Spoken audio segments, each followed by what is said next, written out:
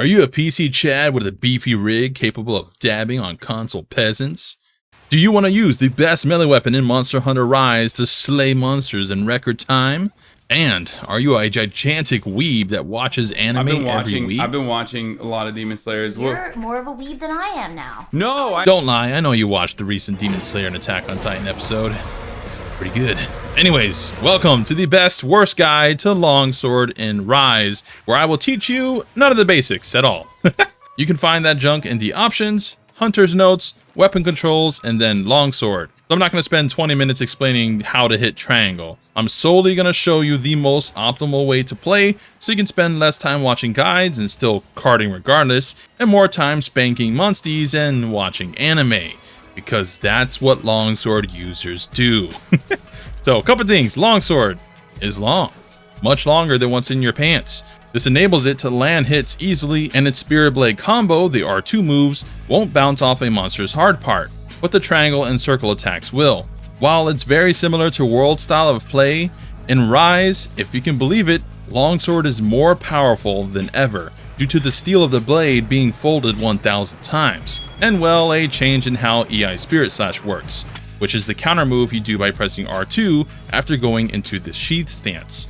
Instead of simply maintaining the gauge in World, now, if you counter correctly with EI Spirit Slash, not only will you do a bunch of damage, but your spirit gauge will actually increase, which the goal is to get to red gauge and then use Helmbreaker, which is now tied to a switch skill.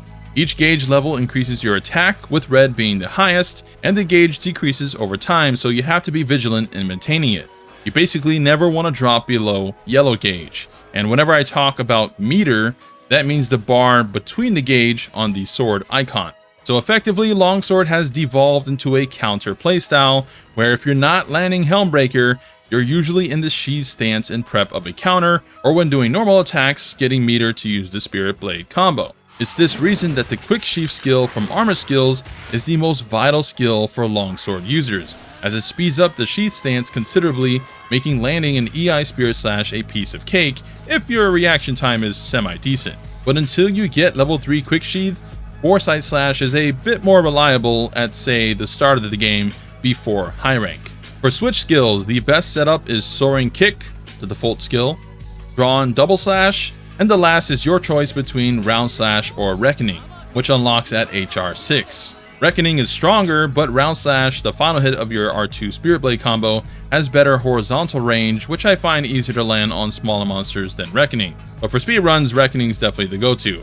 For builds, since we basically got no new relevant gear, my 3.0 longsword build video should still be in the ballpark of the best setup and gear, depending on your talisman.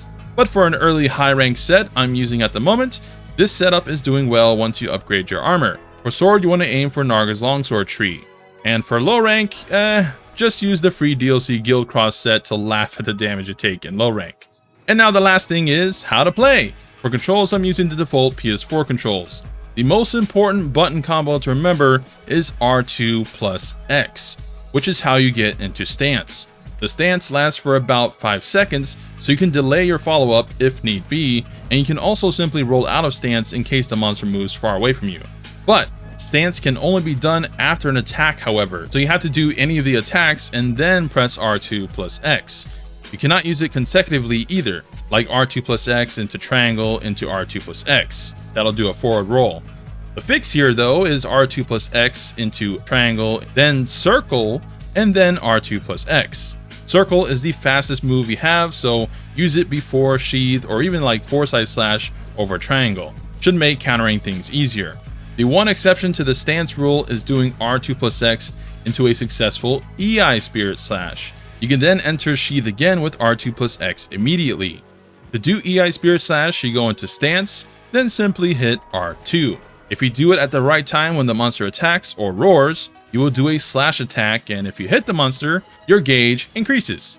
So at the beginning of most battles, you can counter a monster's roar when they first notice you and start the fight off in white gauge fast.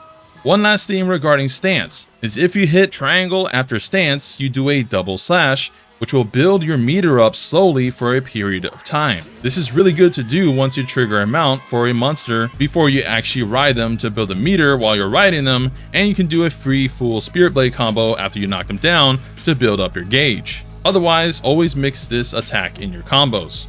Once you do get to red gauge by countering or simply building meter and then doing a Spirit Blade combo, the next key component enters, Soaring Kick, your Silkbind move. You need at least one bug to do it, and you simply press L2 plus triangle. If you press nothing, you do a downward jab, which slowly builds meter, similar to the double slash after the stance. But if you press R2 while you have gauge, you would do a slash down attack for a ton of damage. This is why longsword is OP, and you can enter stance immediately after with R2 plus X to then EI Spirit Slash counter move to get to red again and then repeat the cycle. The cycle being counter, counter, counter, Helmbreaker, counter, Helmbreaker, counter, repeat. That's basically your playtime with longsword optimally. And by the way, you can change the direction of Helmbreaker if you hold a direction while hitting R2, which is important to landing it on the monster's weak spots. And again, you should only do Helmbreaker in red gauge majority of the time. Do not go to yellow or white to use it, as you're just losing your bonus damage from the gauge for no reason. Build that meter. Also the wall. But if you're not good with EI Spirit Slash, then Foresight Slash works similar. And the timing is a little more lenient, but the damage is not as good. After an attack, R2 plus circle will do Foresight. You'll hear a shing sound if you triggered it after a monster's attack, to which pressing R2 will do your final Spirit Blade combo to increase the gauge. Again though, it has to hit on the upswing, and you have to trigger that sound to know you can follow up with R2. So upswing hit, R2 hit, and then your gauge increases. So it's a little bit not as reliable as EI Spirit Slash. And yeah, that's basically the best way to play longsword. One notable is Fade Slash. After doing an attack, if you Fade Slash, you can change the direction in any of the 4 tank control directions. This is useful sometimes to get a better position for your Spirit Blade combo.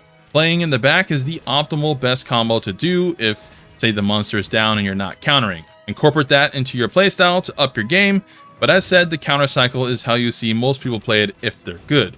As far as counter timing, it's just something you have to get used to, and you have to relearn the timing for every new monster you face till you know when's the right time to do a counter against X attack the monster does. No guide's really going to help you there, aside your own personal experience. But once you do master it, it's hecka fun. So I hope you guys enjoyed this quick guide. I plan to do a build video for dual blades later on, although I am taking the game more slowly since, well, I already played it for 360 hours on the Switch, and most guides and builds have been covered by the community by now, so the only thing I'll be offering is my voice. I'm gonna try to stream soon for multiplayer hunts. I've just been sick after getting COVID. That kind of makes it hard to enjoy talking for hours while muting my coughs every 1 to 2 minutes. Anyways, that's it for me. Please like the video if you can. I'm kind of down bad right now as far as the channel goes. Comment down below if you got Rise for PC, and are you liking it? Is it better than World? Worse than World? Waiting for a sale before getting it? Hit me up with those opinions down below. Minato Best Waifu, and until the next video, subscribe for more Rise epicness. Baka.